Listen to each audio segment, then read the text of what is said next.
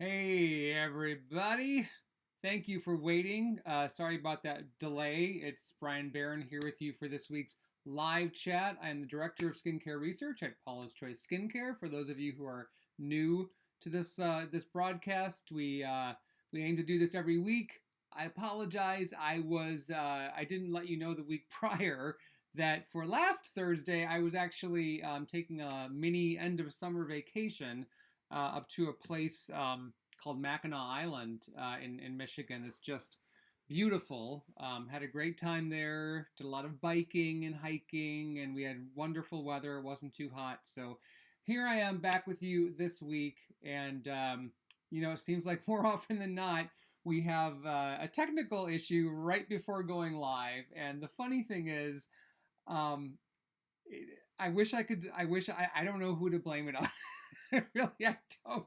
I mean, I would be the first to tell you if it was me, but what's interesting is that it's always something a little different. Like just when we think we have one issue solved, then something else happens. And another thing that cropped up for this broadcast, and this was probably my fault, is that I think I accidentally set the resolution for the video to be on the lower side. So it's like 240p when we normally try to do 720p or 1080p, which would be considered high def. See deep into my pores. Now I've got like the Sybil Shepherd filter going on for those of you who remember Moonlighting. And all due respect to Sybil Shepherd, she is one of my favorites. So, having said that, gosh, what's new? I'm here with you guys for the next hour, and I see that there are some questions stacking up. We are celebrating 10 years of Paula's Choice Clear, our anti-acne routine that debuted as 3 products, your cleanser, your benzoyl peroxide product, and your leave-on exfoliant, what we call our anti-redness exfoliating solution, regular strength and extra strength. That debuted 10 years ago, and the formulas have had minor tweaks here and there, not everything. But for example, the original clear cleanser had triclosan, which is an antibacterial, and we, over the years, due to feedback from customers, we opted to remove that ingredient, not because we didn't feel it was safe or effective, but it just was very quickly becoming one of those ingredients that there was a lot of backlash for. And there, just as a quick aside, triclosan as an antibacterial agent has been overused in many, many types of products. And the concern that has a lot of validity to it is the prospect of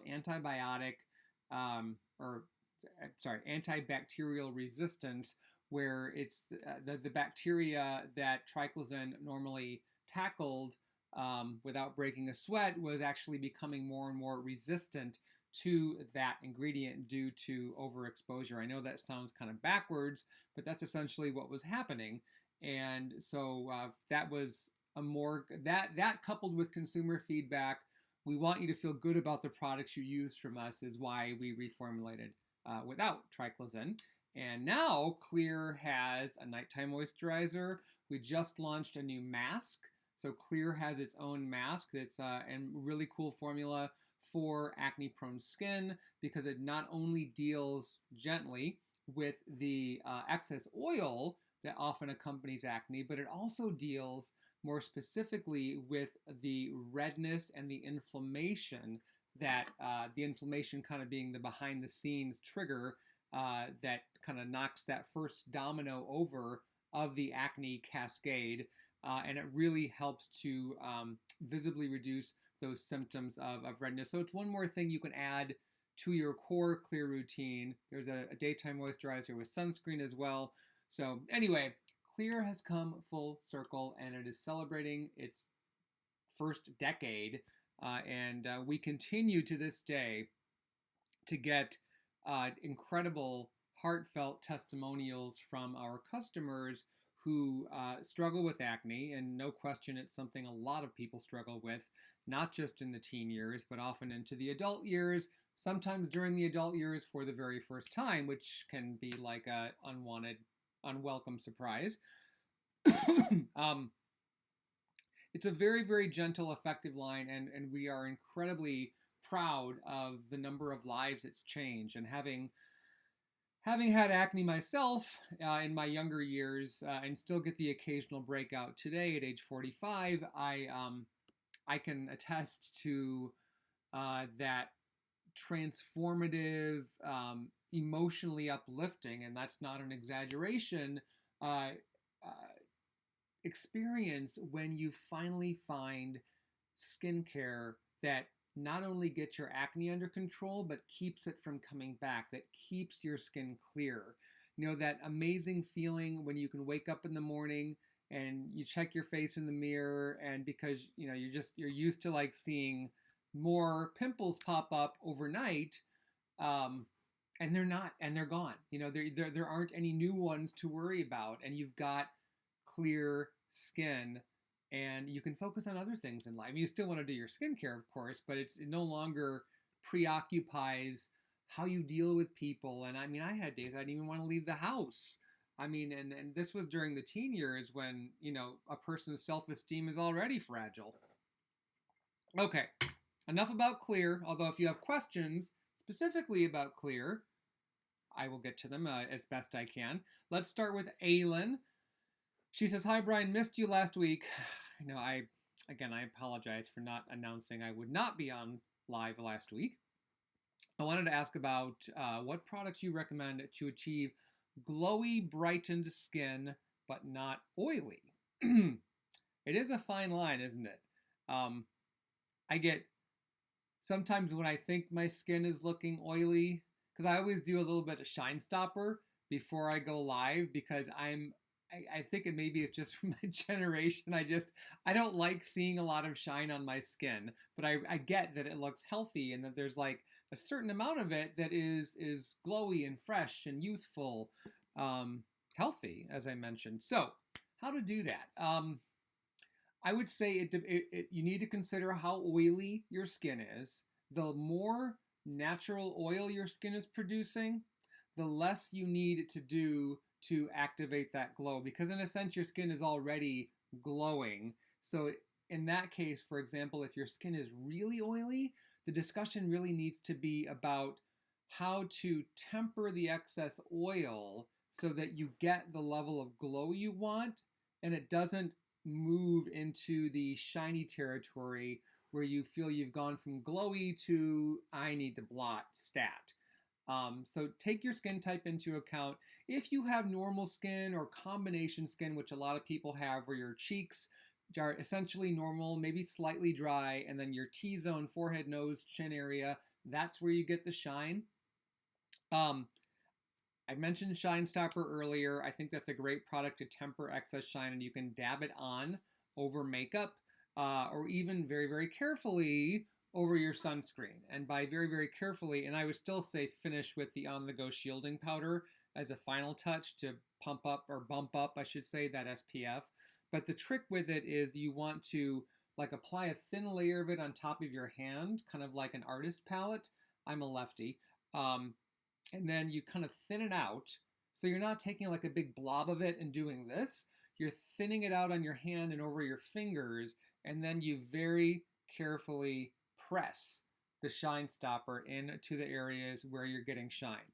If you do that even over the sunscreen, because you are not massaging or rubbing, you will have minimal impact on the sunscreen. But again, just especially if you're going back outside, dust on a little pressed powder with sunscreen. And like the one that we offer, it's not like a super dry looking finish. It actually has more of a satiny type finish that to my eye looks much more natural than when people over powder with, and that's a common, easy to do when you're using a mineral sunscreen.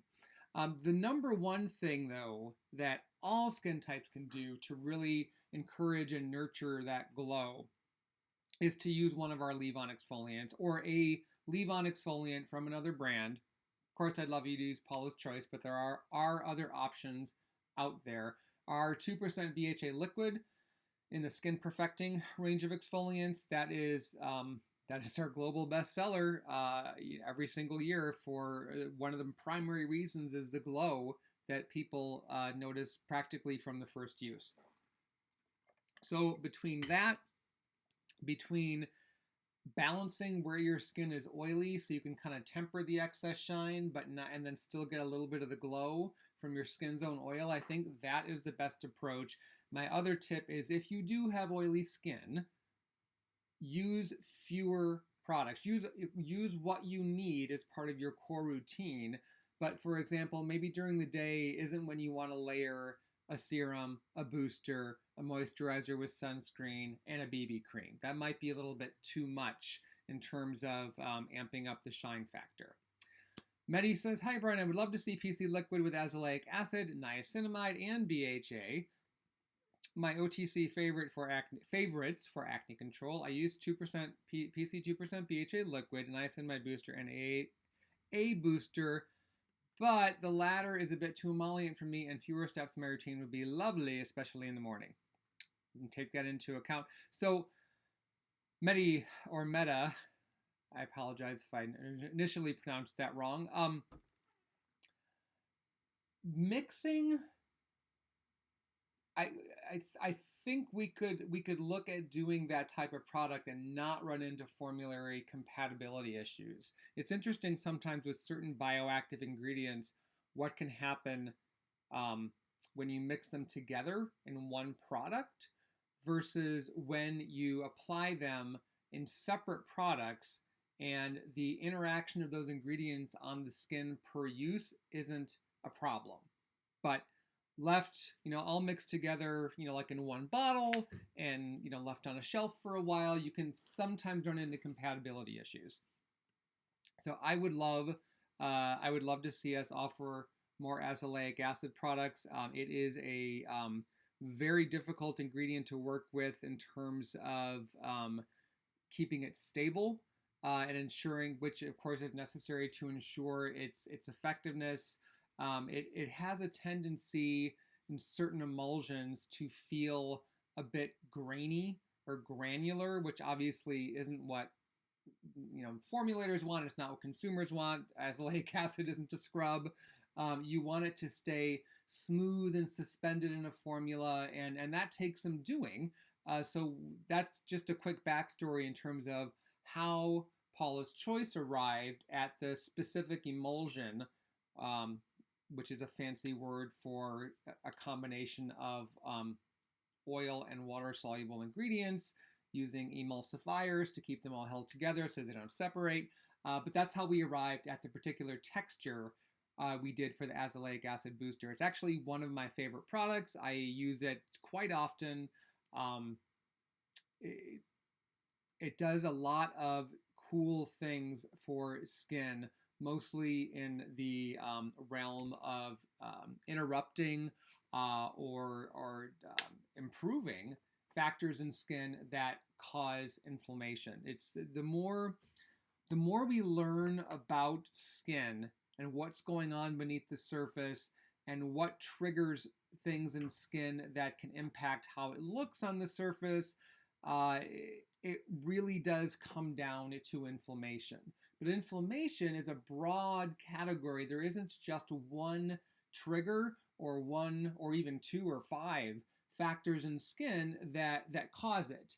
For example, the inflammatory process of acne is very different from the inflammatory process of atopic dermatitis, of which eczema would be a subset. And then there's a different process that happens for a skin disorder like psoriasis, and then another one for rosacea, and then another inflammatory path involving melanocytes or pigment-producing cells for skin discolorations that can be from the sun or hormonally triggered or both. So it's just fascinating, and it's there's more becoming known about that as it relates to inflammation, as it relates to skin every day. And I'm geeky about it. I find it fascinating. But what it means in terms of products is that the more different types of anti-inflammatory ingredients you can use on your skin, the better. Some of them are more broad, some of them are more narrow. As with any skincare product, you're going to want to pick and choose based on your skin type and what concerns you have. But it's very safe to say that almost anything you don't like about your skin when you look in the mirror has inflammation at its core. Whether that's well publicized or not, there's some sort of inflammation going on through that pathway that's causing the issue. And if you can minimize, temper that, your skin will improve. It will become healthier. It will be able to do what it wants to do, but it can't because the inflammation is just too great. Can you tell I get excited about these things? Okay. Salvador, Bryan, what do you think of Niod's Lip Biolipid Concentrate? I've tried it with great instant results, but worry that the fact that they strongly recommend being careful not to apply elsewhere.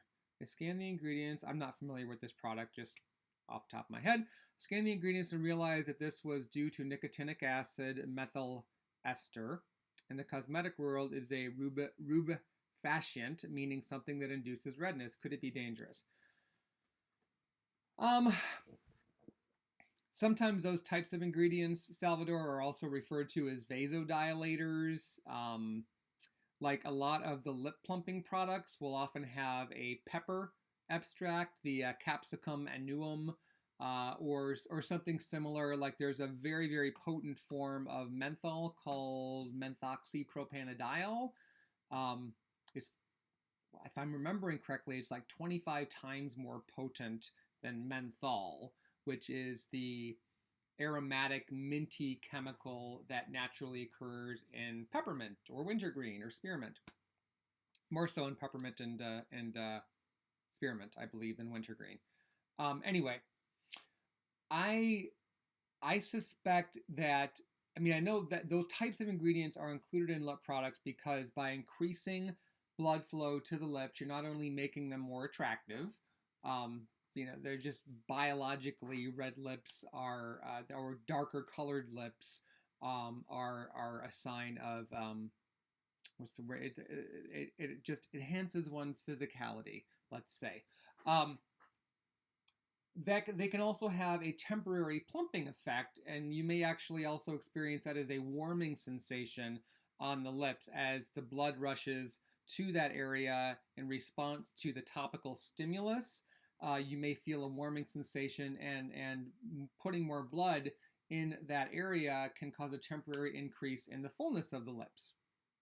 So that may be why they don't want you, they advise against applying it elsewhere, because the effects of applying it in those areas are probably not known, or they could be irritating in a way that they may not be to the lips, which sounds a bit counterintuitive because generally speaking, the lips are more sensitive, more delicate than the surrounding skin. If it were me, I would stick to just using such products on the mouth and use them infrequently, because that ongoing irritation and inflammation that happens as a result can over time potentially lead to making lips thin faster. Due to bone loss and other age-related changes that all genders go through, often at different rates, but the fact of the matter is, no matter how full and lush your lips are in your 20s or 30s, if you are lucky enough to make it into your 70s and 80s, your lips will not look as full and plump as they used to. They literally get smaller, they start to recede. So I get the appeal of products like that, but I would also pose the question to Niod as to why they don't recommend applying it elsewhere, and see what they say. I'm actually kind of curious myself. I don't get like putting something like that on your cheek or on your forearm would likely just result in redness in the area. Whereas when you're putting it on your lips and you're making something that's already kind of pinkish, lip color varies depending on your skin tone. The darker your skin tone, the more melanin is at play in your lips, which is why, for example, Oprah Winfrey's lips are naturally darker than mine. She has more pigment in her lips than I do. and a different type actually. So, yeah, that would be my guess as to why NIOD is saying that, because if you were to just put it on regular skin, you may notice a more visible reaction that you would consider an adverse, unwanted reaction. Whereas on the lips, you're like, yeah, this is supposed to, make my lips look more colorful and make them look fuller for a little bit. All right. Miss Katie has a question. How would you compare using the C15 in the morning versus the antioxidant purifier and triple algae from Defense as far as antioxidant protection? That's a good question. We don't have that quantified. The C15 has a really good slug of vitamin C, C15, as well as ferulic acid, as well as vitamin E. Those are all used in pretty hefty amounts, and they all in that formula, and they all support each other. The ferulic and the vitamin E really help to keep the vitamin C stable and active longer, including when it's on your skin. But the antioxidant pore purifier from Defense and the triple algae have a broader range of antioxidants that do different things. And then the natural algae-based film forming technology that's built into the Defense triple algae pollution shield. If it were me, that's just what I was getting at, was that that's just a whole other set of benefits. So you're it's almost like choosing between 3 desserts that you love. And so it's like, what are you more in the mood for tonight? Carrot cake? Cheesecake? But if it were me, I would do the C15 and the triple algae in the morning. I'd put the C15 on first and the Defense triple algae pollution shield after, and follow with sunscreen. And then I would reserve the antioxidant pore purifier for the nighttime. Some of that logic comes from the fact that the antioxidant pore purifier, stumbling over these words, has 0.5% salicylic acid, and as well as the azelaic acid derivative. But what the salicylic acid does is that it can carry those pollution-fighting antioxidants a little further into the pore lining, where some of the smaller airborne particulate matter, including some of the extra small particulate that can get past the algae shield, because it's a shield, but it's not a force field. There's some amount of pollution because of the size that is going to get through, which is why I would never tell someone, oh, all you need for pollution defense is this triple algae serum, and you're good to go. It's a multi-pronged approach based on how different pollutants interact with skin, how some of the smaller sizes can get stuck in the pore lining, and then what happens there, and this is really kind of interesting, is that they get stuck in there, and then they start this inflammatory reaction that just keeps going, and you can't wash that away with your cleanser. It's a little further into the pore than what most cleansers can reach, or even scrubs for that matter. So you need something like salicylic acid, which is oil soluble, to take those good antioxidants further into the pore lining so they can reach that rogue molecule, well, in the case of molecules, and neutralize them. That's what you want. So that's why I would use that at night, to kind of this is my extra insurance step to make sure that I'm neutralizing those pollutants that got past what I did during the day. Katie goes on to say, or ask, do you think PC will make a SPF in a formula similar to the SkinCeuticals Physical Fusion with the really liquid consistency, but all mineral actives and needleless opening? Very specific. Absolutely. I don't, it's not like in the works right at this second, but I can tell you that we are always looking at new sunscreen formulas. We have a lot of the manufacturers we work with will present liquid, oftentimes very thin, very runny liquids to us that have sunscreen. It's not always the actives that we want, but even if it is, when something like that happens, if it's a format or a technology that we really like, then we take that and we create our own product from it. Because I don't know if everybody knows this, if this is common knowledge, but Paula's Choice, we own the majority of our formulas, as opposed, there's there's formulas you can create yourself and then have ownership of, and then there are some companies out there that do what's called turnkey. So they have, here's our skincare collection for oily skin, your cleanser, your toner, your this and that, and it's these formulas are all done, ready to go, stability tested, yada yada yada. All you have to do is put your label on them, and it's Joe's Skincare, whatever you want to call it, oil relief. We don't take that approach. At least not with the vast majority of it. Every now and then we come across something that is it's too cool to say no to, and the technology will be licensed, and so you pretty much have to do it that way. And in that case, it can be easier to use the pre-made formula, and maybe just tell the company, well, take the fragrance out because we are a fragrance-free brand. Fragrance isn't skincare, and they're like, all right, cool deal. Anyway, so what's interesting about those SkinCeuticals, like very, very fluid sunscreens, is that sunscreens are the biggest headache to formulate and test. I'm not just speaking from our experience. I am speaking from the experience of everyone I've spoken to on the chemistry side of it, on the toxicology side. Well, not the toxicology side, that's more of a regulatory thing, but on the chemistry side for sure, they're tricky.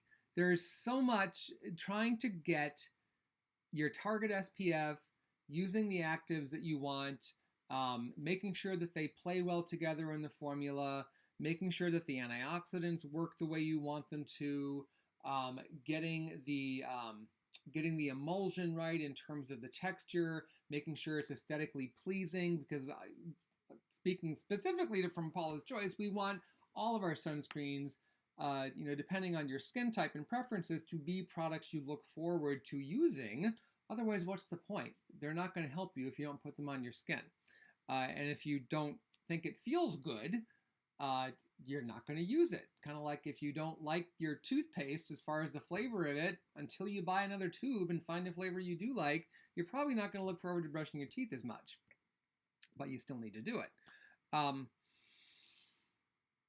That is why, though, when we have these successes with sunscreens, like a couple of recent ones would be the Resist Skin Restoring Moisturizer with SPF 50, which panel tested better than any other sunscreen we've done, and the recent Defense Essential Glow SPF 30. Just the fact that so many people love that one.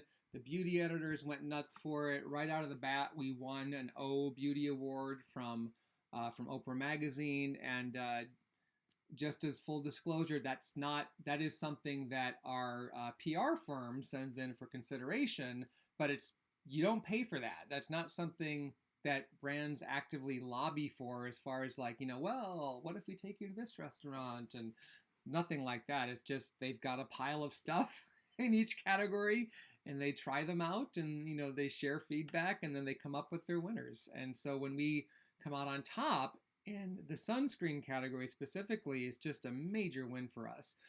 So very, very long-winded way to say we're always looking at new submissions. We're looking at different ways. I think we're going to start looking more at ways we can use zinc oxide as a gentle, broad-spectrum mineral sunscreen. So right now, it's not something that's on the deep into development, but I could see that definitely changing in the future. I hope it does. We need more sunscreens. Not that what we have right now is a problem, but the more we can innovate around sunscreens, the closer we'll get to creating formulas that really will have broad appeal. And I think SkinCeuticals as a brand with their physical fusion type sunscreens has done an excellent job in that regard. Okay, Anna says, hi Brian, where in the routine should benzoyl peroxide go? If I use the vitamin C booster, does BP go before or after that? Benzoyl peroxide confuses me, ha ha ha. It is, well, so here's the thing. First of all, you should only use benzoyl peroxide if you have acne-type pimple breakouts. If you just have clogged pores, like white bumps and maybe some blackheads on your nose, don't bother with benzoyl peroxide because those concerns are not related to the acne-causing bacteria that benzoyl peroxide kills. So you're kind of using a product that you don't really need to use in that sense. If we're talking acne, and you're using the C15 booster as you mentioned, I would put the benzoyl peroxide on first, give it a moment to set, maybe 2 to 5 minutes, and then put the C15 on over that. Reason I say that in terms of weighting, it's like the one type of ingredient or product where weighting makes sense. Otherwise, if you're not using benzoyl peroxide, for all intents and purposes, you do not need to wait between your skincare steps. The ingredients will get to where they need to go. Benzoyl peroxide works in part by releasing an extra oxygen molecule. So it is as a peroxide, it actually does cause some temporary oxidative damage. It's the oxygen it releases that kills the acne-causing bacteria that lurks on the surface. Or actually, if it makes it to the surface, it's probably not even going to do any harm because it requires an anaerobic oxygen-free environment to thrive. And so what benzoyl peroxide does so brilliantly is it gets into the pore lining or the hair follicle, and it can reach that bacteria that's hiding from the air that surrounds us, and it kills the bacteria that way by releasing an extra oxygen molecule. What the vitamin C does as an antioxidant is it helps neutralize that. So if you put on a vitamin C product right after a benzoyl peroxide product, you are making that benzoyl peroxide product less effective immediately. The other thing you could look at, and if you wait a few minutes, because it doesn't take that long for benzoyl peroxide to do its thing. And then once it does its thing, it kind of peters out quickly. The other option you could consider with those two products is using the benzoyl peroxide at night and the C15 during the day. Then you've got several hours separating application, and there's no need to wait whatsoever. Unless at night you are following the benzoyl peroxide with an antioxidant-rich serum or moisturizer, in which case I would suggest waiting a couple of minutes for the benzoyl peroxide to do its thing. Okay. Charlie's video says, "Hi Brian, I'm currently using different 0.3% gel. Is there any benefit to adding a retinol product?" Possibly. I haven't seen, what's interesting is I haven't seen research looking at combined use of an OTC retinol product, regardless if it's retinol or one of the newfangled retinoids. And then I haven't seen research looking at that with a prescription type retinoid, and 0.3% is the prescription strength for different. You can get it over the counter in the United States, and probably in Canada as well, as at 0.1%. That was the original prescription strength, and then they went OTC, and then they have this stronger version that you still need a prescription for. So Charlie's videos, I'm assuming you are using a prescription. I don't think there's no harm in combining the two at the same time, particularly because retinol does some things for the skin that different doesn't. So you will likely see greater benefit, but as with anytime you combine more bioactive ingredients like that, you're going to want to pay close attention to how your skin responds. If you notice that the retinol different combination makes your skin more sensitive, if you're seeing extra redness, if you're experiencing some flaking or tenderness, doesn't mean that you can't use them, but it may mean that you need to separate application or perhaps find that cadence of alternating that works for you. For example, Monday, Wednesday, Friday are your different nights. Tuesday, Thursday, Saturday are your retinol nights or days, depending on how you want to do it. That could be the secret, sauce that really works for your particular situation. So if you're combining things and you have an adverse reaction, an adverse response, I never just say, oh, well, then throw in the towel. You can't use those ingredients together. It's often not that you can't, it's often that you, how to say this? What it really comes down to is that you, in your particular case, you may not be able to apply those 2 ingredients or 3 ingredients, whatever the case may be, at the same time, but you can separate applications or you can alternate days when you use them and get great results. So there and therefore you don't have that FOMO, that fear of missing out on what ingredient A can do for your skin that ingredient B can't, but you kind of want to use ingredient B, or you may need that one more. So just experiment. Okay, I think we got that. And to clarify, UC15 booster.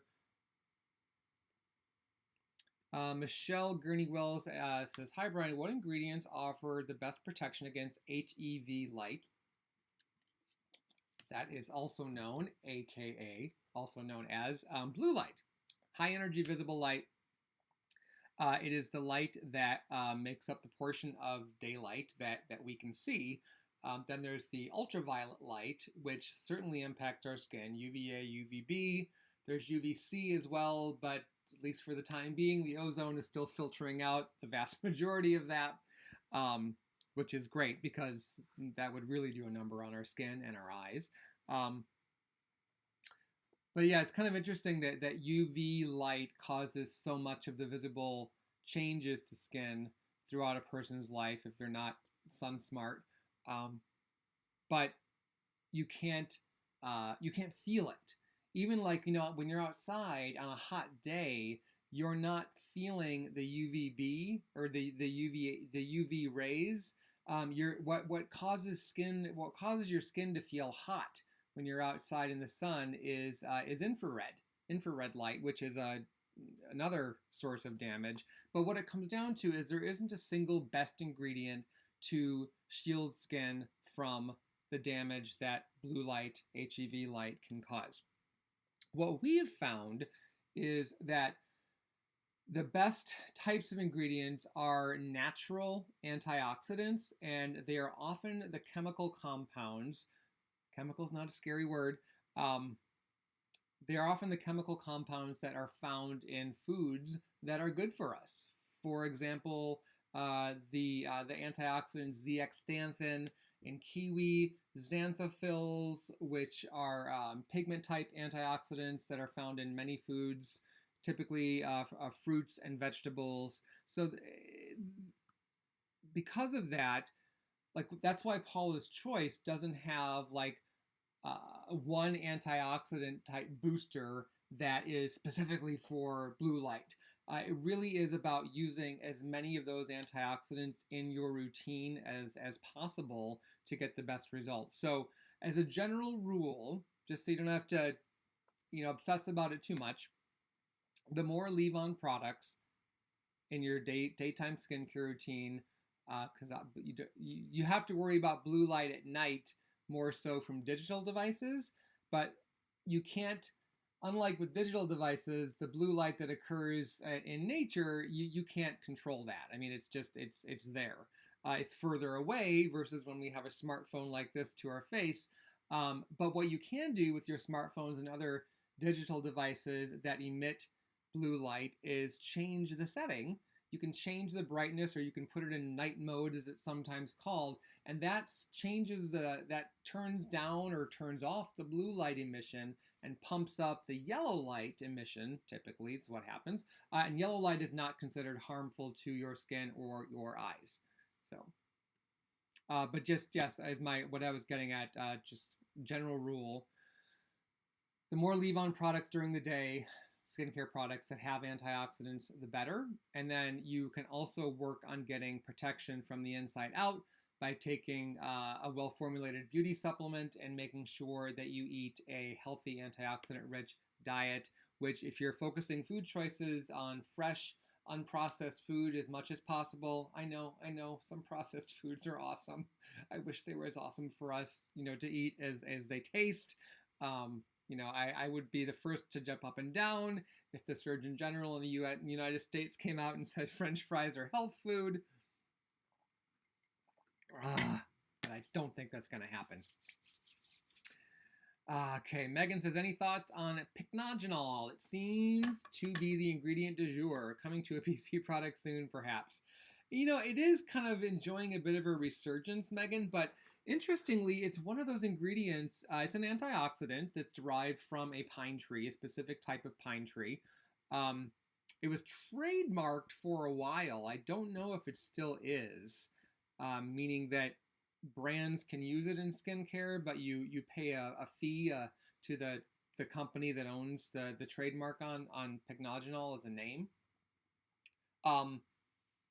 At this point, I mean, I will say, with what's coming up from Paula's Choice, there are other ingredients we're much more excited about. It isn't the Pycnogenol is bad. It's a worthwhile antioxidant, but I don't necessarily think it's worth choosing over a lot of other antioxidants.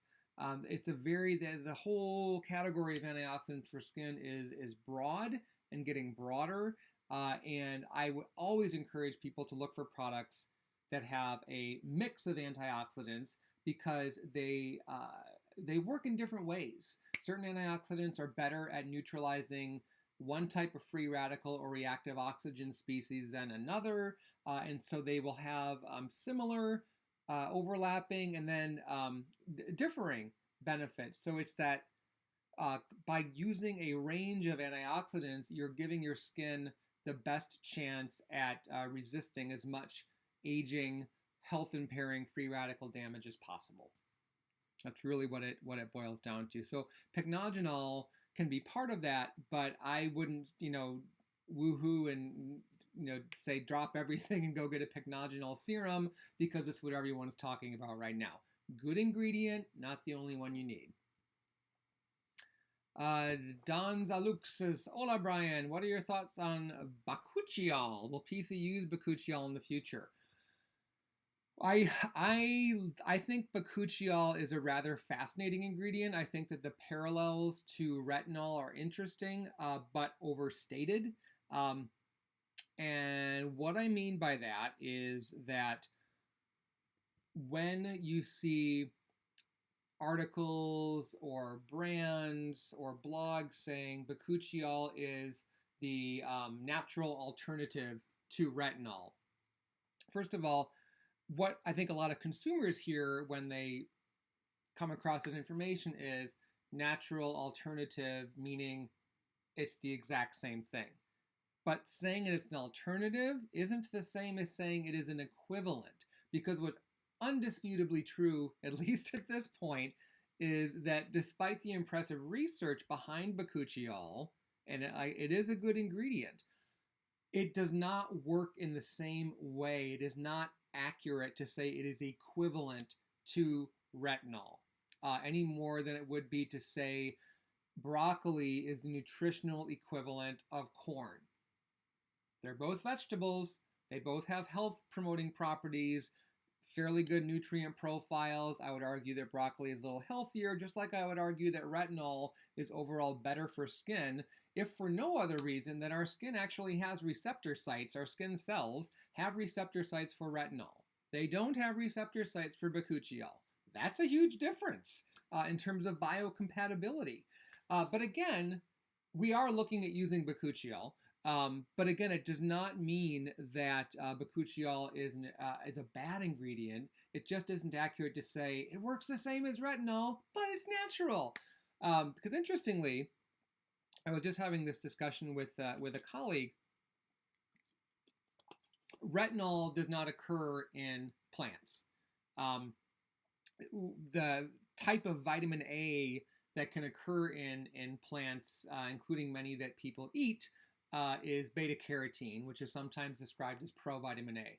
But on skin, beta-carotene, which is, for example, what makes a sweet potato kind of orangey, beta-carotene doesn't work the same way on skin as retinol does. Retinol occurs in animals, often in animal organs, for obvious reasons, especially with the move against using any type of animal-derived ingredient, and it's for brands that don't want to get involved in any sort of animal testing or run any of the risks that can come from for example, like let's say you got retinol, because you certainly could do this, from cow liver. Well, then there's a concern about mad cow disease, bovine spongiform encephalopathy, or whatever it's called. And that's a risk. Whereas with synthetic retinol, when you lab engineer retinol, you can do so much more to ensure that it's skin compatible, that it is more stable. You can more easily control the concentration. You can look at formulating it in different delivery systems to ensure greater stability and efficacy for a longer period of time. I mean, the list goes on and on. And then in terms of how our skin sees that, even when it's synthetic, the skin still sees retinol as what we refer to as skin natural, meaning that it's an ingredient that your skin can instinctively, inherently recognize and know what to do with.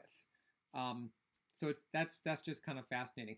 Where I think Bakuchiol Bakuchiol seems to be a little different. It's different than retinol in terms of, and this is where I think it kind of branches off and gets more exciting, is that Bakuchiol seems to have an edge over retinol in terms of its impact on skin color, on the process of dealing with excess melanin production. Retinol can have an impact on that as well, but it doesn't. But Bakuchiol seems to be better, particularly on if judged on its own merit. For example, there's a prescription product that has hydroquinone and a topical steroid and tretinoin, which is a retinoid, more commonly known as retin A. And the tretinoin helps work with the hydroquinone to produce even better results. So in that sense, you could say that retinol is an interesting co-star in the battle against hyperpigmentation and dark spots, whereas Bakuchiol seems to be more of a heavy hitter in that regard. And because it's derived from plants, it has antioxidant properties. So does retinol, even if it's synthetic. But as I mentioned a few minutes ago, different antioxidants can have different benefits on the varying types of free radicals and the different sources of oxidative damage. So if anything, what I wish we would see more of with Bakuchiol is using it with retinol or similar ingredients, as opposed to just building a product around Bakuchiol and then trying to sell it to you as a natural alternative, read equivalent, to retinol, because it isn't. It's a great ingredient, it just isn't equivalent to retinol, so don't be misled by those claims. But by all means, if you want to give it a go, I mean, just make sure it's in a well-rounded formula. Okay, we have a few minutes left. Well, I'll go a little past, and then after this, I actually need to go outside and mow the lawn. The fun domestic life I lead. Oh my gosh, some Remington Steele.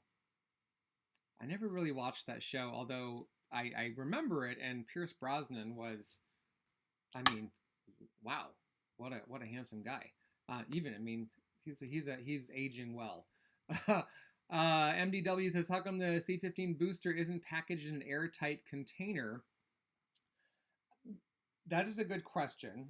We have taken stability steps with that to ensure that it stays active for 3 months from the date that you open it. I always try to use mine up within that period, and I always manage doing it. But the texture of the product being so fluid, we have not found an airless type container, and I'm fairly certain that other brands that offer that type of a high-strength vitamin C product will tell you the same thing. The componentry just doesn't exist to make using that type of a texture pleasant, I guess you could say. It would, like for example, in an opaque pump, it's so fluid that it would be harder to control, and it would kind of like spurt out, as opposed to, you know, like a lotion or a cream or a serum. You can kind of like get that nice steady stream. I don't think that I would not say that the packaging for C15 that we use is 100% ideal. There's a trade-off there. However, I can't speak to what other brands are doing, but I can say that Paula's Choice, we're keenly aware of the stability issues around vitamin C.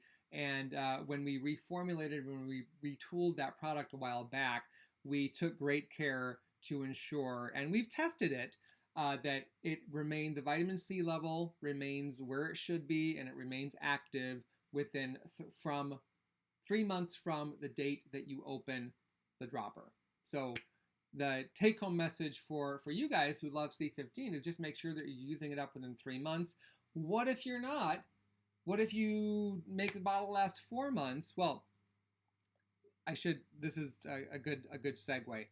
It does not mean that, on day 91 that your C15 is completely ineffective. What it does mean is after that point, the vitamin C does begin a more rapid deterioration, and you will likely see past that point the product becoming a bit darker in color. Some color change during that 3-month period is to be expected. Usually will get to be like a slight straw color, but again, we have the stability testing that we've done to ensure that even when that color change starts to happen, the vitamin C remains efficacious. So that's what I can tell you about that. Do I wish we could find completely airtight packaging? Of course, that would be optimal, but right now it doesn't exist in a fashion that we feel would be create a nice user experience with that product. Does PC have any non-nano mineral sunscreens? I don't believe that we do.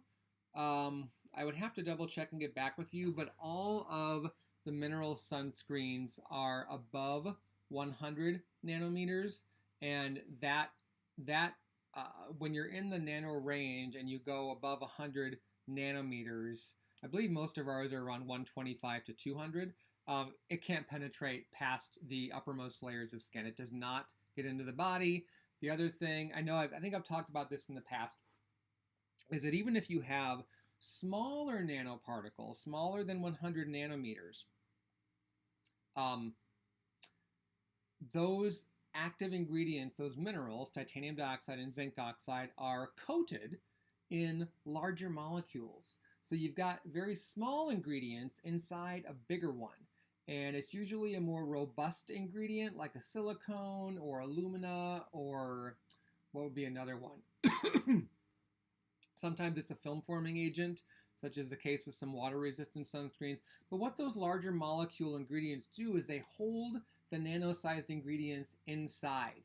So you get it's a win-win for you, because you're getting the aesthetic benefits of that nano technology, so that ingredients like zinc oxide and titanium dioxide, even in high amounts, can go on smoothly. They don't look chunky. They don't feel thick and occlusive or look white and chalky on skin. Not to say that some of them can't look like that on a darker skin tone. That's a aesthetic issue that really requires a tint, like some iron oxides added to the formula, to completely solve. And even then, it may not be ideal depending on the person's skin color. So, one of those frustrations, I know. But the point is, those larger coatings, they don't penetrate past the very surface of skin, and therefore the sunscreen actives stay right where they need to, and there's even less of a chance, actually there's really no chance, of them getting past those surface layers where they're needed to provide the UV protection. Okay, Vanessa, is this the same Vanessa? Yeah, she goes on to say, clear was a real lifesaver for me. It was my introduction to taking skincare seriously and cleared my skin for my wedding. See what I mean? Such good stories like that. I mean, and I'm sure, when you look back at your wedding pictures, Vanessa,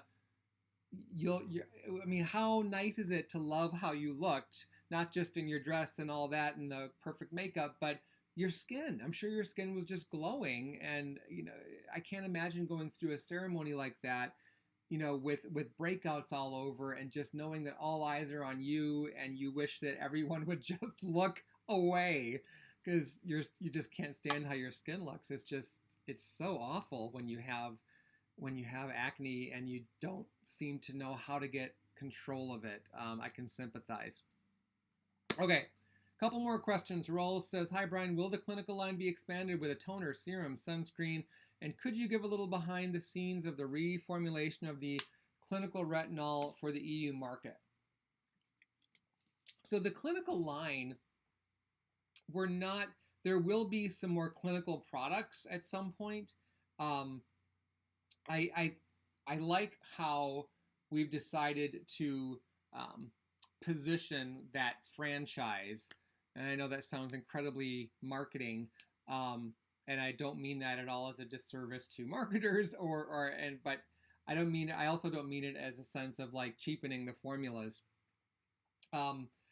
The clinical line is designed to be some of our most potent products, and it's really less so than a routine cleanse, tone, moisturize, and so on. It's more designed to be treatment oriented and often for more stubborn or advanced concerns. So I think the types of products that we would add to that in the future would be in that same vein.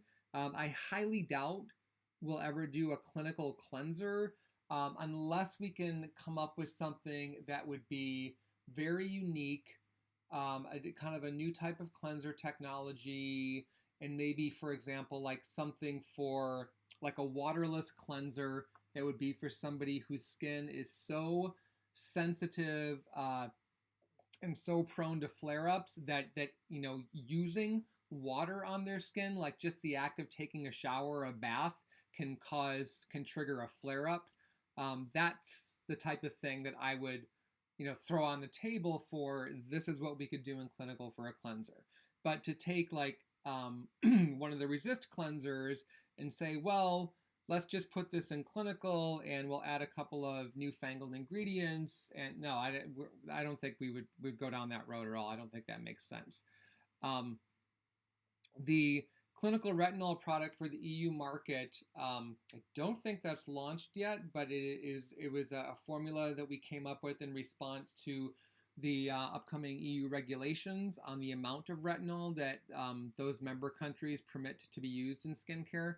So 1% is now above what is allowed for leave-on products. It's down to 0.3%. So we had to get creative there. So you'll have to wait and see. Okay, couple more. We'll do one more. Who haven't we talked to today? Is the Resist booster really being discontinued? I adore the benefits of that product. No boosters are being discontinued.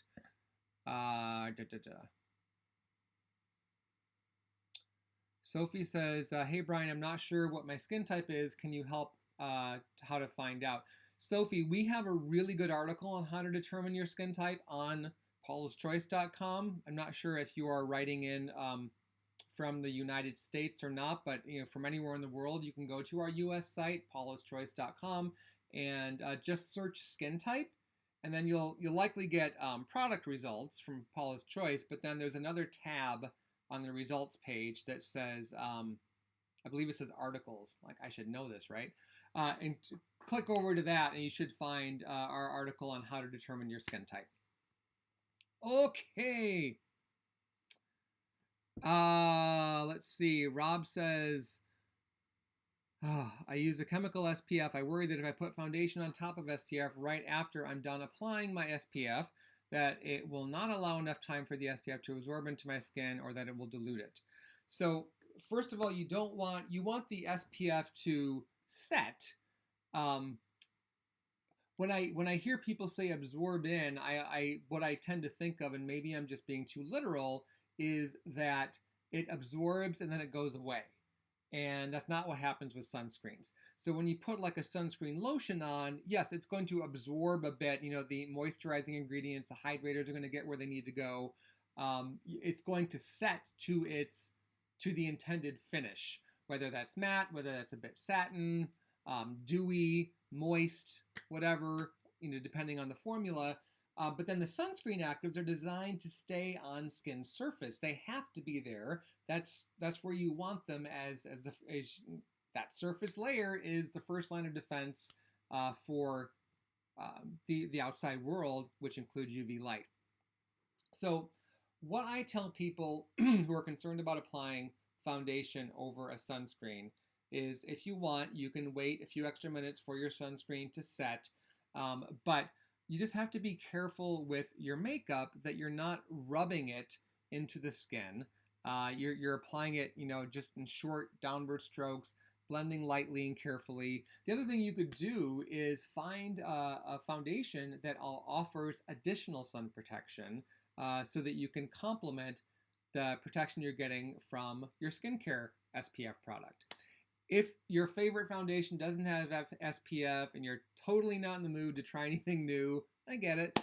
Then the next step, separate from careful application, is to apply a powder over your foundation that has additional SPF.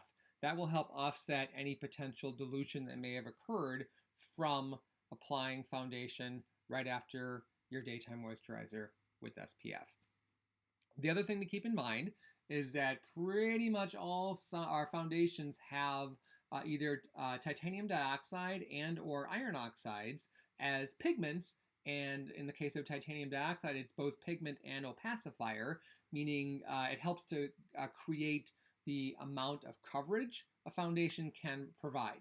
So the fuller the coverage, generally the more iron oxides, which is the skin pigment, and titanium dioxide it contains. And both of those ingredients also help shield skin from UV light. So even if the foundation doesn't have an SPF rating, I'll bet if you were to run your average foundation without sunscreen through standard SPF testing, it would probably come out to be like an SPF 4 to 6, depending on how much titanium dioxide and how much iron oxides are in the formula. That's just me speculating. Please don't assume that I'm saying, yeah, you can wear your foundation without sunscreen and expect it to provide all-day sun protection. No, no, no, no, no. You still need at least SPF 30 or greater. I'm saying that to reassure you that even if you're worried a bit about rubbing some of your regular sunscreen off, you're actually, in many respects, putting a bit back on simply by wearing foundation, period. So on that note, I can hear my lawn calling me. So I'm going to scoot, but I will be in the office next Thursday. I'll be back next week, hopefully in higher def. No more filters, no more low resolution, and hopefully you guys have heard what I've been saying. The audio wasn't an issue. So thanks for hanging with me. Thank you for your questions as always. Come back and see me next week. And stop by Paula's Choice anytime. There's a wealth of information there. I invite you to check it out. Bye.